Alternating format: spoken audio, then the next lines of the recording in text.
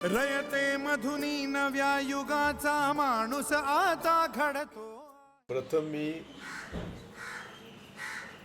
माझा या चित्रपटाबद्दलचं वैयक्तिक ज्या भावना आहेत त्या सांगतो की कर्मवीर भाऊराव पाटलांनी आत्महत्येचा प्रयत्न केला हे ध्यानात ठेवून मी जज झाल्याबरोबर आत्महत्याचा प्रयत्न हा गुन्हा नाही हा निकाल दिला आणि मेकॉलेने केलेल्या कायद्यातला सेक्शन पहिल्यांदा काढला। एवढी माझी भाऊरावांवर श्रद्धा होती।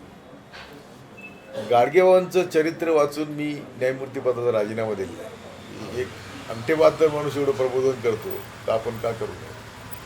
डॉक्टर बाबासाहेब आंबेडकर आणि छत्रपती शिवाजी यांच्या विचाराशिवाय देशाला तरुणोपाय नाही अशी माझी भूमिका आहे। त्यामुळे हा चित्रपट माझ्या दृष्टीने अनमोल ठेवा आहे। आजच्या परिस्थितीमध्ये जेव्हा धर्मांध शक्ती आणि सगळ्या देवळांच्या मागे लागलेला समाज या सगळ्या समाजाला मी हात जोडून विनंती करतो की जर कर्मवीर भाऊराव पाटलांनी देवळं बांधली असती तर आम्ही कुठं असतो।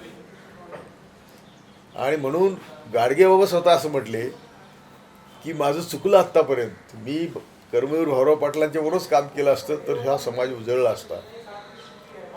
आपण सर्वांनी, मी या तुमच्या माध्यमातून सर्वांना विनंती करतो की हा पिक्चर नुसता बघू नका, तर या पिक्चरचं घराघरात स्क्रिप्ट गेलं पाहिजे आणि फिल्म गेली पाहिजे। ही आज देशाची गरज आहे, राज्याची गरज आहे।